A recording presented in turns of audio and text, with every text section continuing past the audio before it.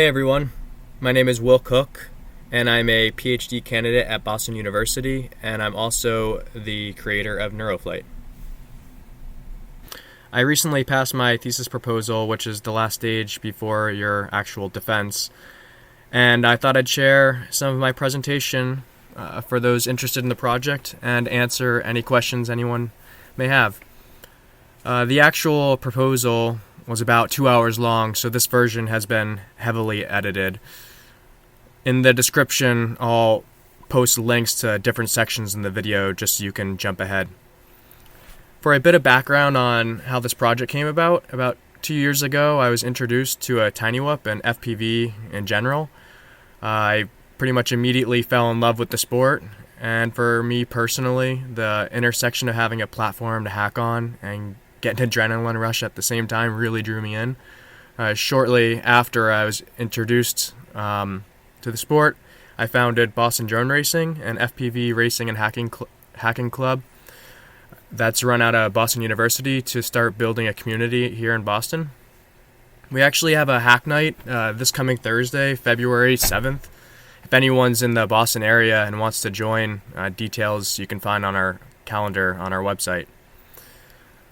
All of my research prior to everything flight control related was in cybersecurity, actually. However, I knew this was the space I wanted to be in, so I drastically changed my research direction with the intention of wanting to improve flight control systems, which eventually led to the creation of Neuroflight. So to get started, let's look at an FPV quadcopter system as a whole. The output of the system is the analog video signal from the camera sent by the video transmitter, while the input are the throttle, elevator, aileron, and rudder command inputs provided by the pilot's radio. Because a quadcopter is naturally unstable, we need a control algorithm to achieve stable flight. This control algorithm is part of the flight control firmware running on hardware. The pilot input commands correspond to the desired state the pilot wants the quadcopter to reach.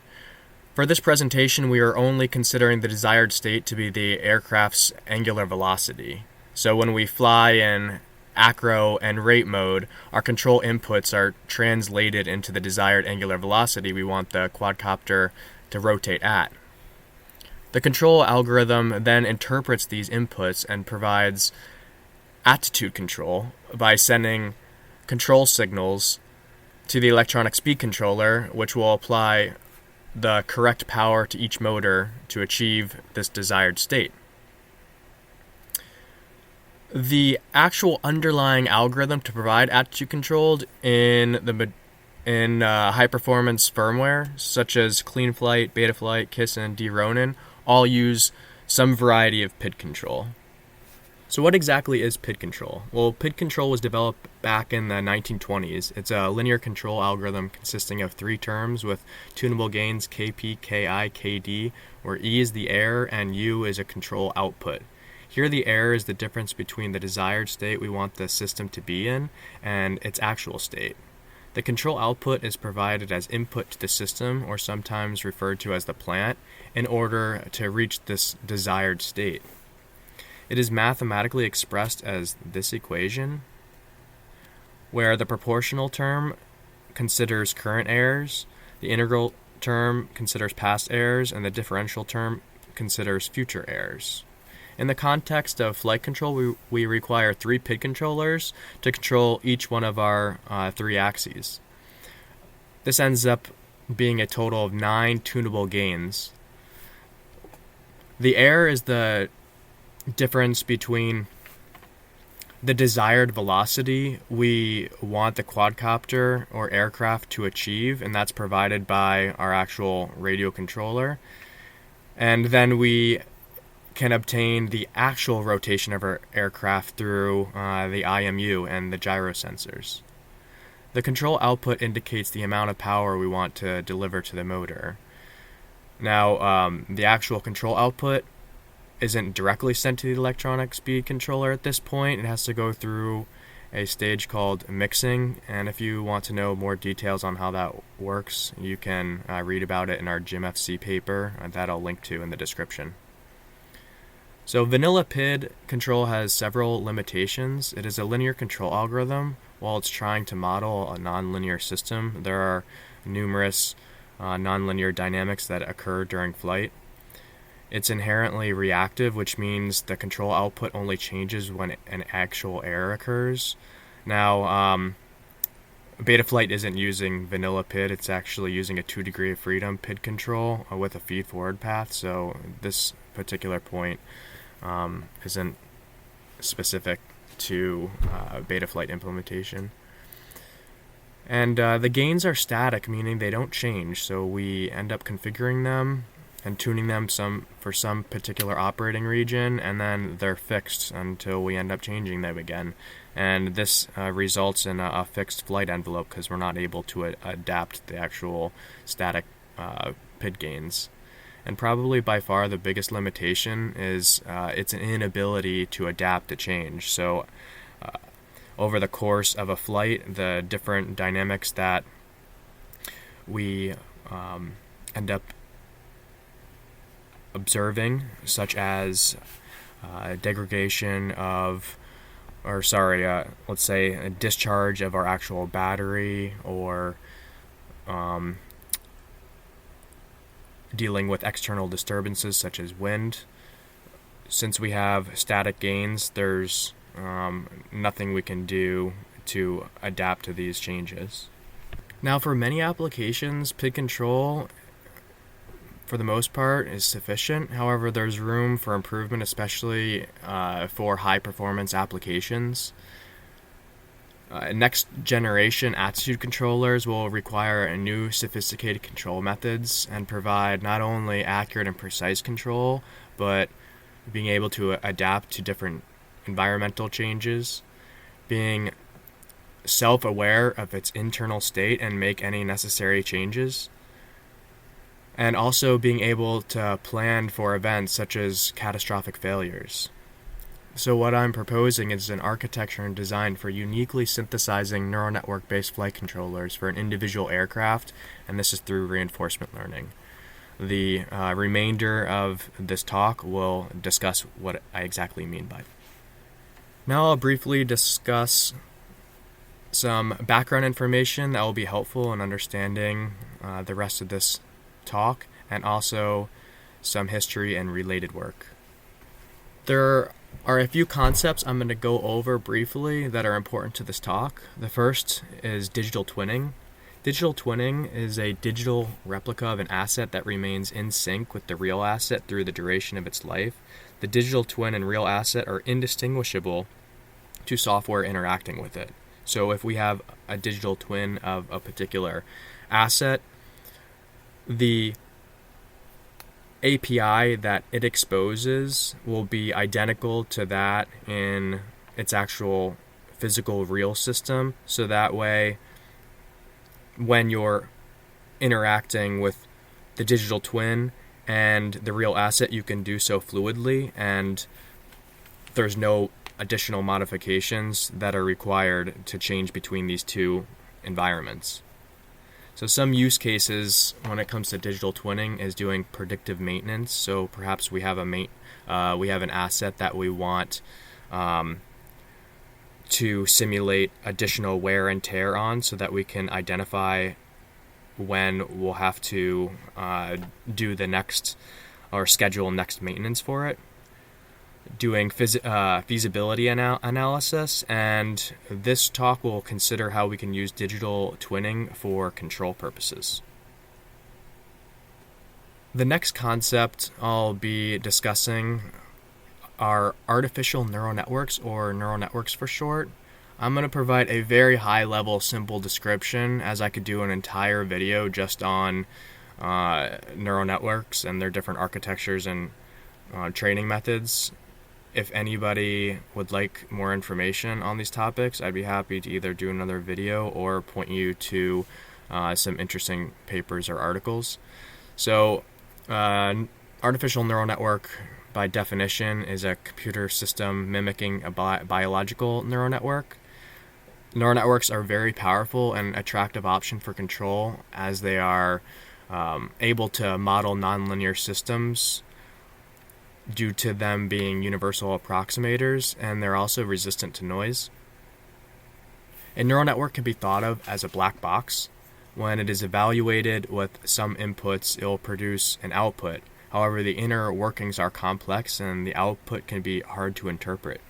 Now, if we open up this box and look a little deeper at what a neural network is, it consists of possibly millions of different connections. However, when it's first initialized, you can think of it as an empty vessel. We need some way to shape this neural network and model it after a particular system we're interested in. And we do this using various different training algorithms. Essentially, these training algorithms are strengthening certain pathways so that when the neural network is given particular inputs, it will produce the correct corresponding outputs that we're interested in. Now I'm going to quickly review some of the previous work and different training methods. However, this is far from exhaustive. Please refer to our related work sections in our papers for further details. Just to reorient ourselves now, the FAA issued its first commercial UAV permit in 2006, so really we're looking at just the past decade on how such an impact UAVs and flight control in general has really had. The first training method we're going to look at is online learning. So online learning learns flight dynamics in real time and it can self-tune. However, it's unpredictable in cases of uncertainties and prone to catastrophic forgetting. So what I mean by catastrophic forgetting is that we have a huge influx of sensory data. So consider an IMU can be sampled at 32 kilohertz. The algorithm needs to be able to identify the important information to learn from this stream of data and use only the specific portions to update itself. Otherwise, if it forgets information that's important that it just learned, this can be really detrimental. Now, furthermore, online learning methods require a break-in period because it initially doesn't know how to do anything. So it needs to learn essentially everything from scratch.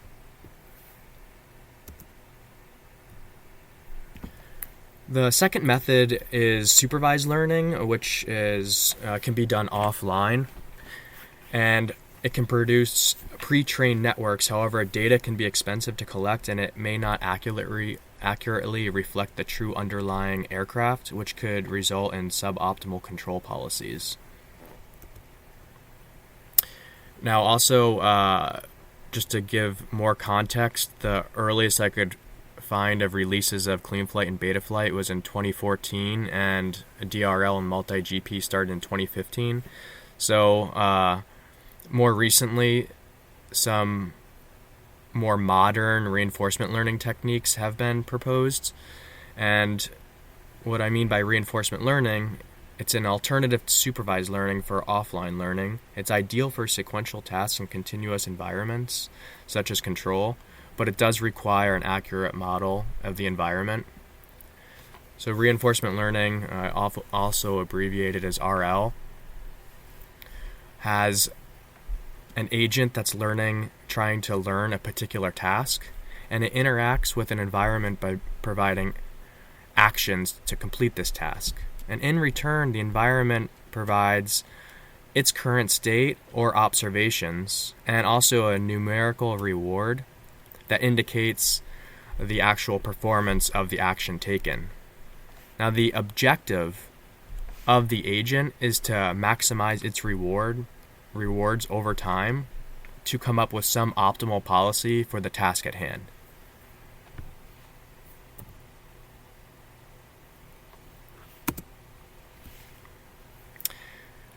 Now, all previous research has focused on autopilot development. So what I mean by this is using intelligent systems to track predefined trajectories.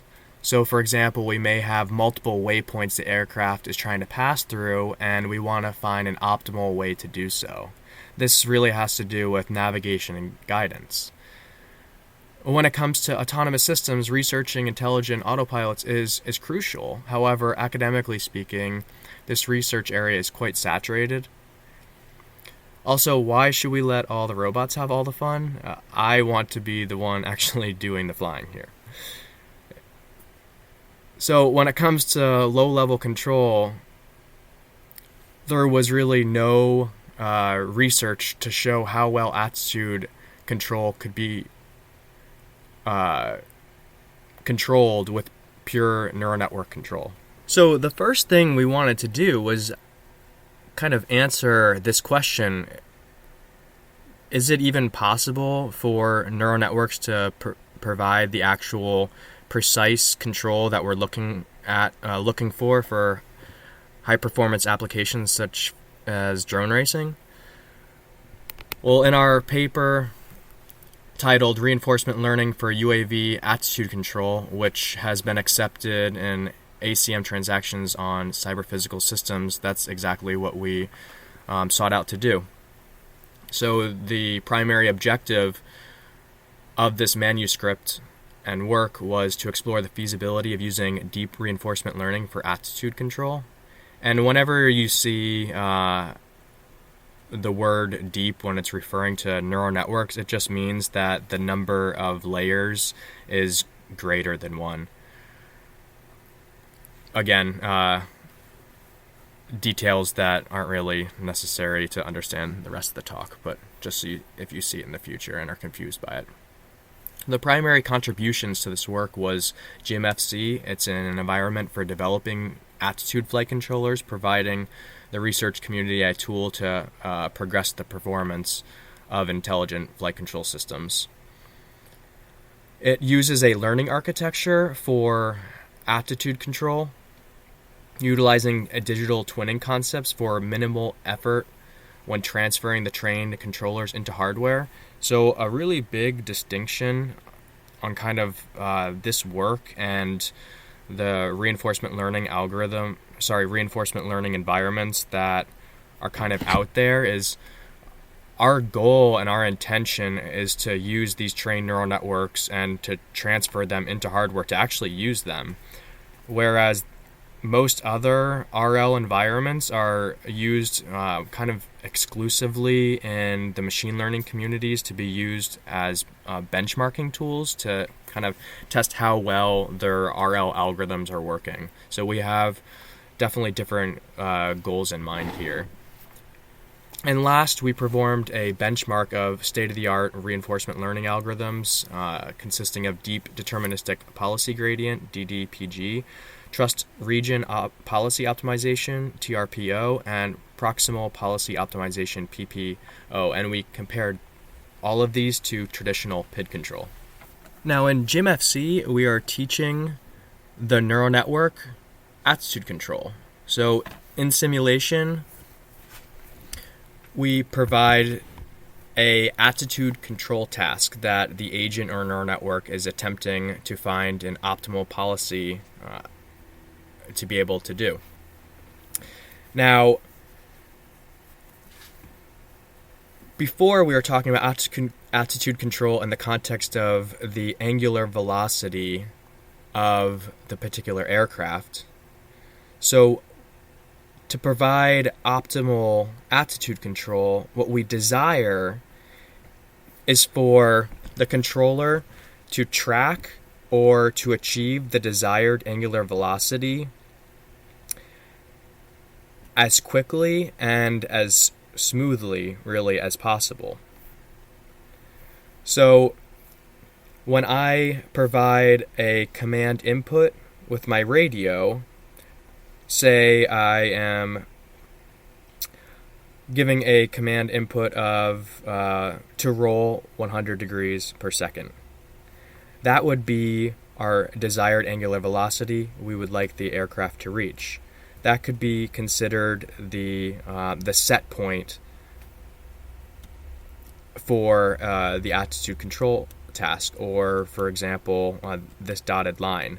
Now, how the control algorithm reacts to reach that state could be indicated by this blue line. Now, what we would like the control algorithm to do is reduce the rise time, so get up to the actual desired angular velocity as quick as possible, but without any overshoot, so we don't want to overshoot that target. And we certainly don't want any oscillations, because that can cause vibrations and imprecision of flight. And we also want this settling time to be reduced as quick as possible too. So what we desire is a very smooth step response.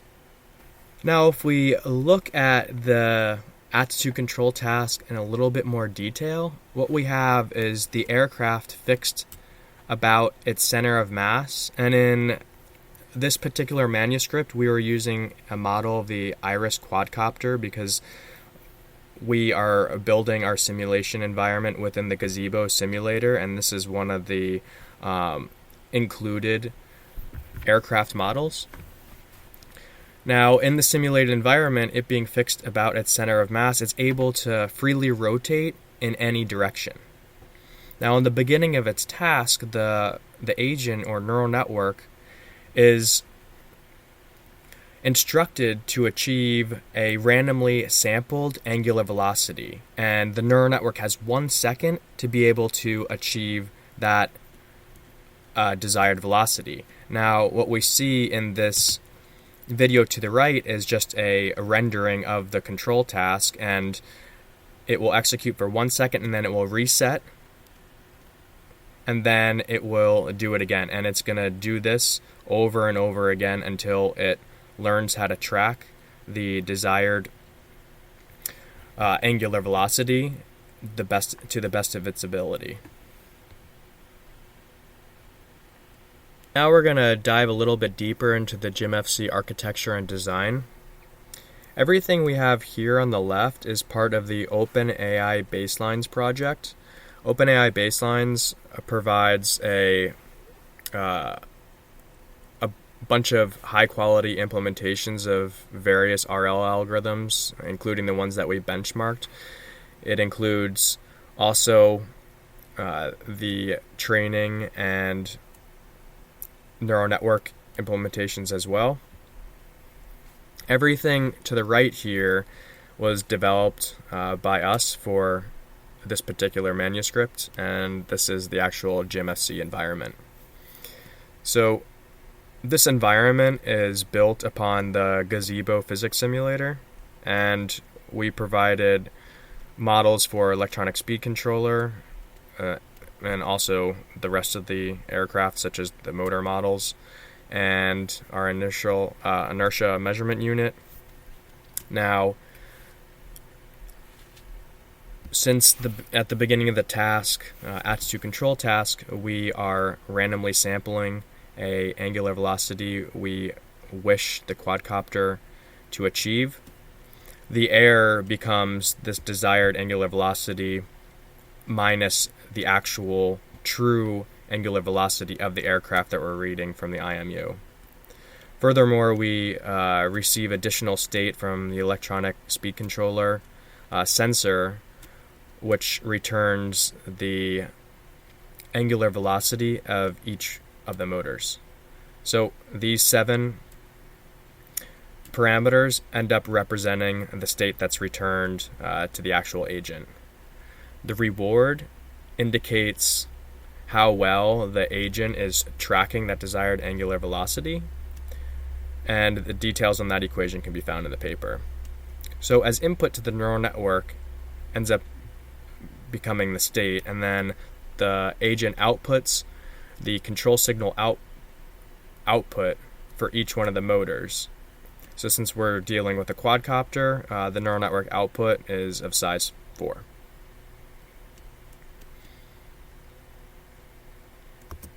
Now, if we dig a little bit deeper into GymFC,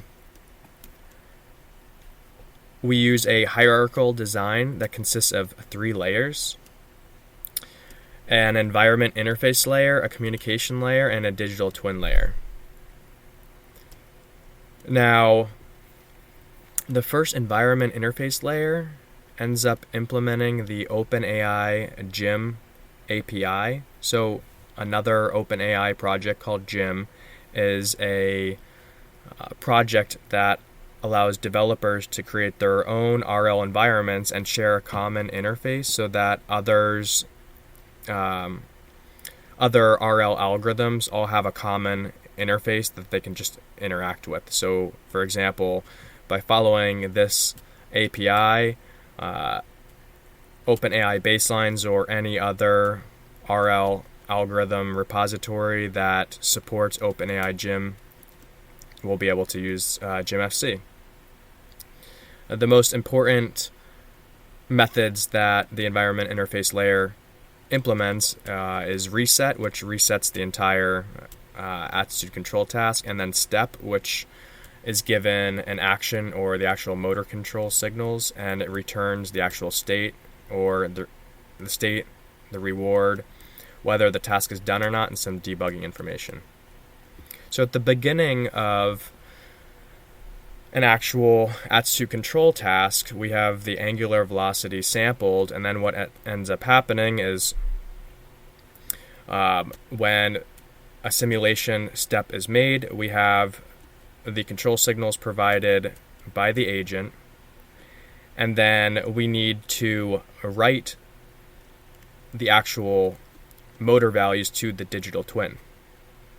Now, since the digital twin is operating in the gazebo environment here, and GymFC implementing the Gym API is all in Python, we can't directly just send and interact with the digital twin layer because it's a complete different system. So we end up using a network protocol to be able to do this.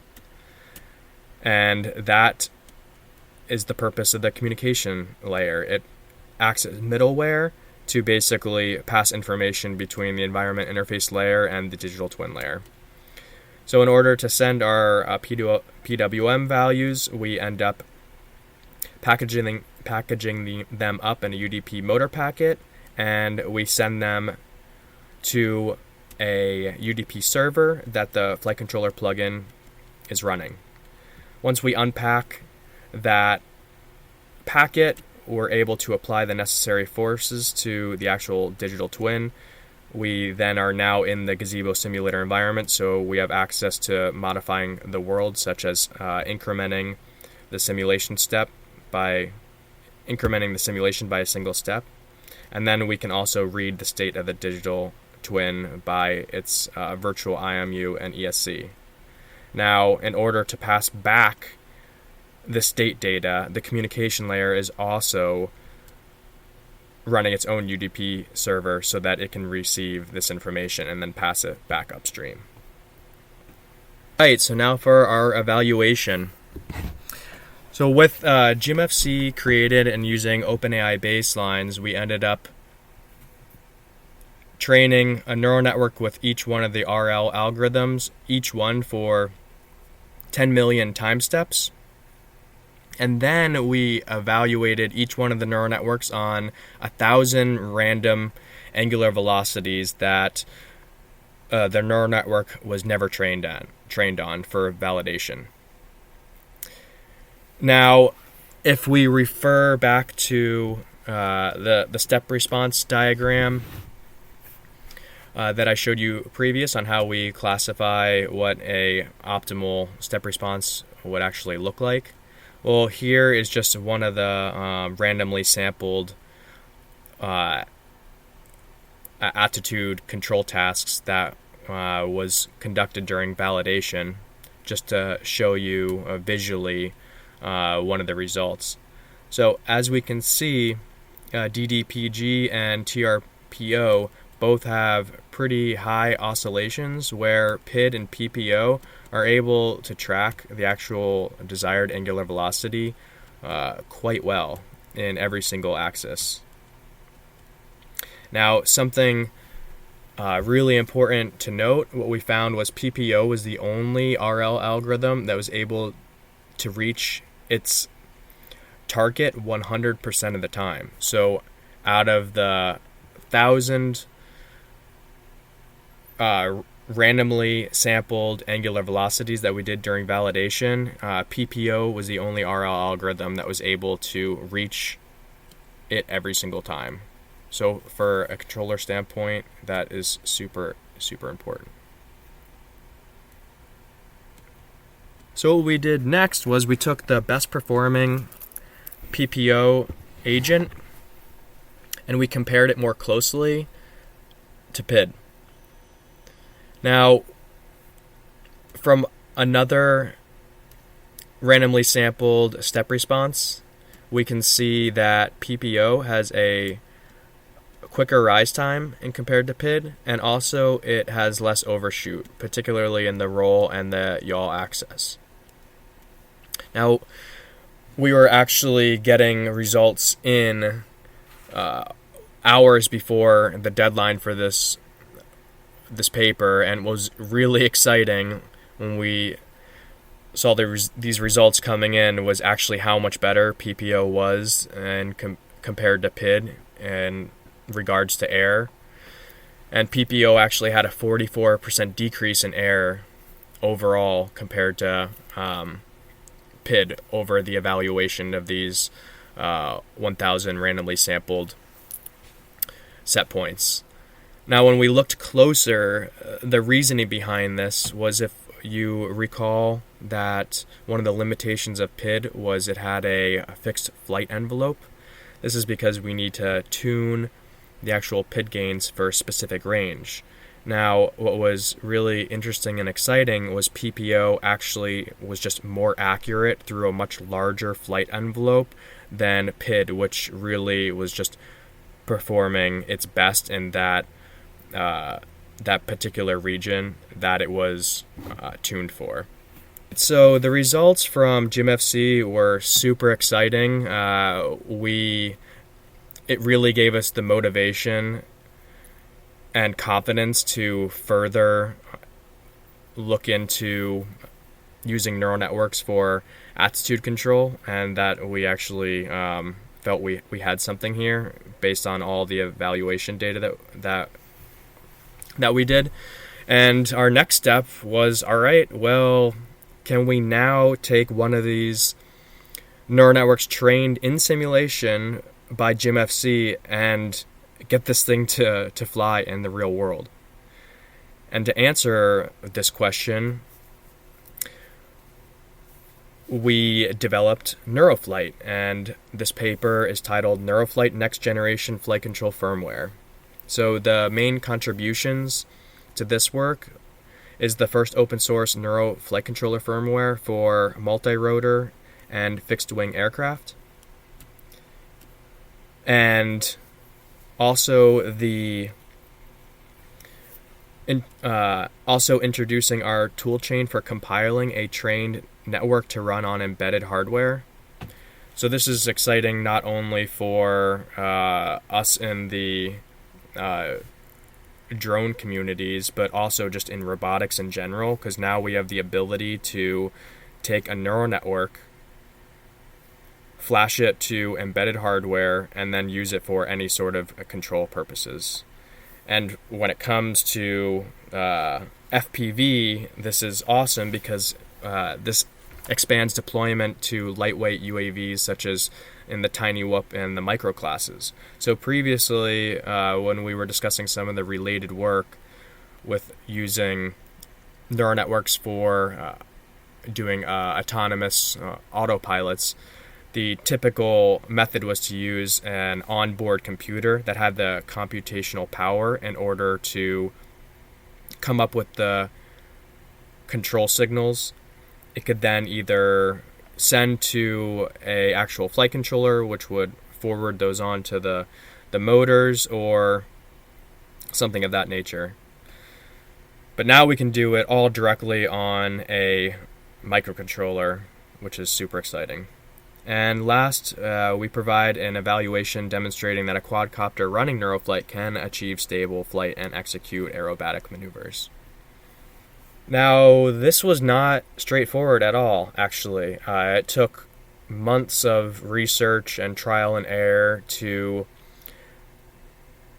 come up with the appropriate methods in GymFC to be able to synthesize neural networks in simulation that could actually fly in the real world. And ultimately, these issues came down to the control signal output. And initially, the neural networks trained with GymFC, when we put it in hardware, it just did not result in stable flight. These reasons can be broken down into high oscillations that occurred and inefficiencies. So what do I mean by high oscillations? Well, in simulation, there was no model or anything. There was nothing taking into consideration what would happen with rapid switching of the control signal outputs. And in the real world, what can happen is this can draw excessive current into the motor windings, increasing the temperature and possibly causing the insulation of the motor windings to melt, causing a short. This can also introduce a lot of vibrations as well. So there are a couple issues here. And the second issue is inefficiencies in the control signal output. What I mean by this is if we look back at how GymFC works, we are fixing the aircraft by its center of mass in the simulated environment, allowing it to rotate in any direction that it likes. However, the quadcopter in the simulated environment can achieve the desired angular velocity in multiple different ways. For example, suppose that our desired angular velocity is 0 degrees per second. Well, the actual agent can do this in an infinite number of ways as long as the proportion of power applied to each one of the motors is equal. So we can either apply 0 power to all motors and achieve that desired angular velocity, or we can apply any range from 100% to 0%. What the neural network agent ended up really liking to do is having the control outputs as high as possible. So the first time I ended up testing the neural network from GymFC, I dropped this and flashed just the firmware, armed, and this thing shot up like above the trees, and it was super scary. And yeah, lessons learned. Make sure you strap your experimental firmware to the bench before you actually arm it. Anyway, to achieve stable flight, we had to modify the reward system to take into consideration the actual control signal output. The first term we have here is kind of similar to the original GymFC, which takes into consideration the angular velocity error. RA we have is the takes into consideration the inefficiencies in the control signal. So the control signal output is between 0 and 1. A bar is the average, so this provides a positive reward as the control signals are decreased. R delta takes into consideration oscillations and rewards the control signal output as the oscillation or the delta between the current control signal and the previous control signal decreases. Now with a properly trained neural network, how do we actually get this neural network compiled to run on hardware? Well, We developed the Neuroflight Toolchain to be able to do this, and the first stage of the toolchain is from our previous work. It really involves GymFC and the OpenAI Baselines project. Now, the output from OpenAI Baselines is using a TensorFlow checkpoint. Now, a checkpoint consists of 3 files that basically define the structure of the neural network graph and also all of the variables associated with weights and other different operations used just for training. So during the optimization stage, what we need to do is we need to identify first just the subgraph that is the neural network responsible for attitude control. Again, because there's all sorts of other operations in this huge graph, it's quite complex. We only are interested in what we're going to use for attitude control, so we need to pull that out of the whole graph. And then during the freezing process, we condense all the files and all the data into one single file. It's a Google protobuf file. We then perform some other optimization on this graph so we can minimize its size. And then we pass this along into the compilation stage. Now, the primary tool used in the compilation stage is tfcompile, another TensorFlow tool that can take a protobuf file, our frozen neural network graph, and it will compile that into an object file. Once we have this object file, then the modifications and our actual Neuroflight firmware, we can then link that together and compile it using the ARM toolchain to actually produce our firmware image. Okay, so does it fly?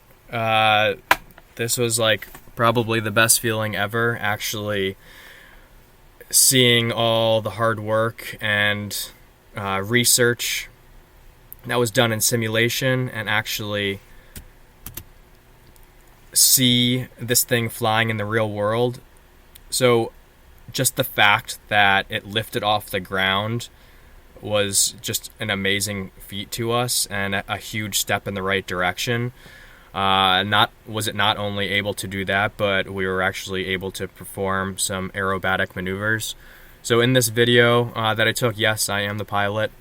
I'm kind of flying conservatively just to see what it's capable of, because this is experimental software.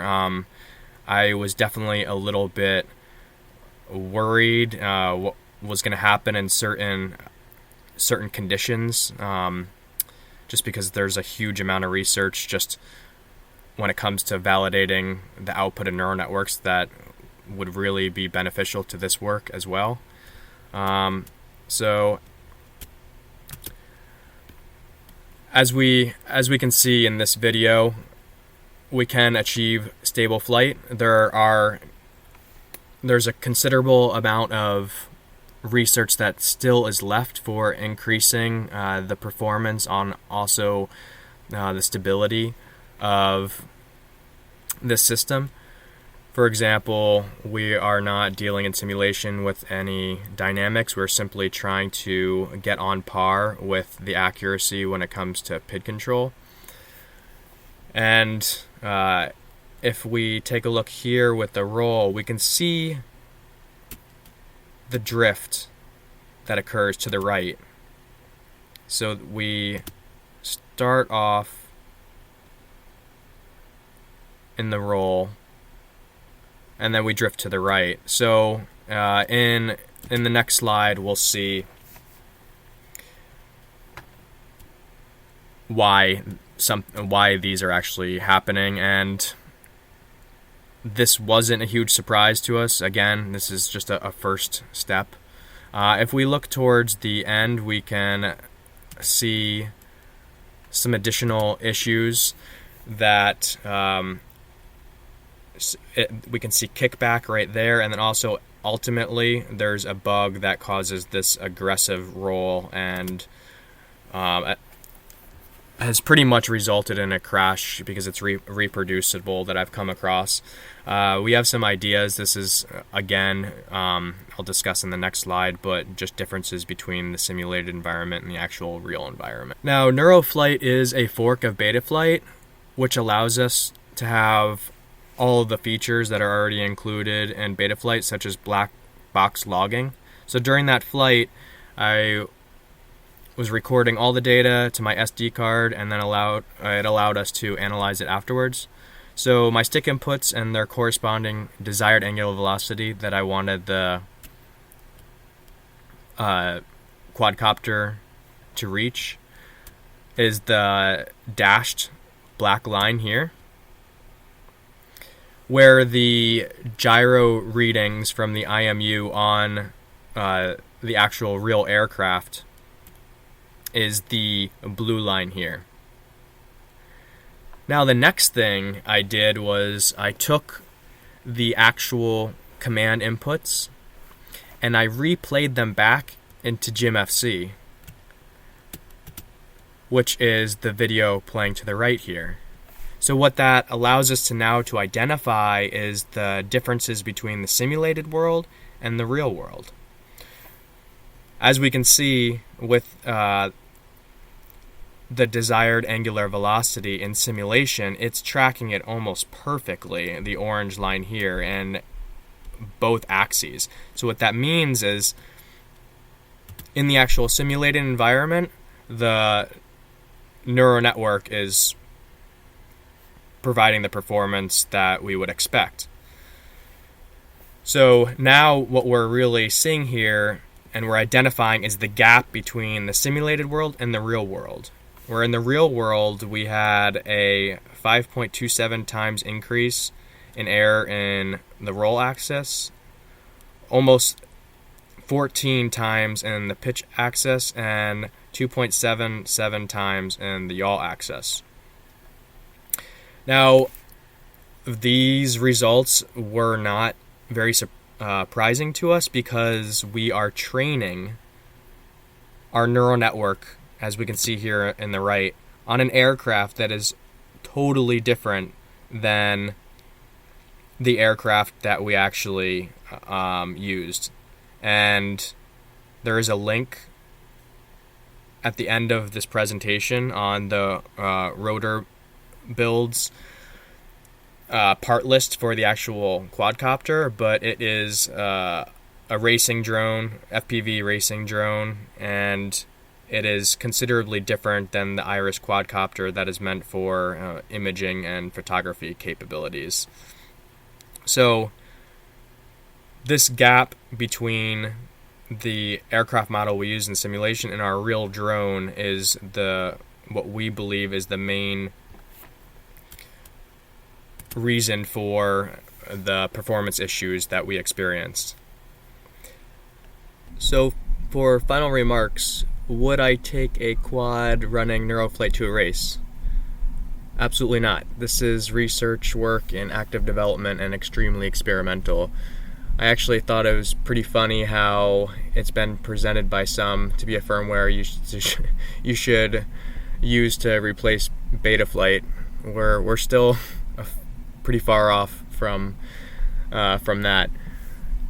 There's still a great deal of research required to understand and improve these flight control systems before they can be used as a replacement. But with that said, we believe we've made already enormous progress in the right direction, and the rest of my thesis aims to continue to improve the performance. So if you're interested in following the progress of the project, feel free to subscribe. I'll post updates as we hit certain milestones. You can find the source code for the projects on my GitHub. Keep in mind this work is academically driven, so not all the material may be up immediately, just due to work being under double-blind reviews. The quad I built to evaluate Neuroflight can be found on rotor builds. And if anybody has any questions, I'd be happy to answer them. Just leave a comment. And again, thanks everyone for watching and all the support. Appreciate it.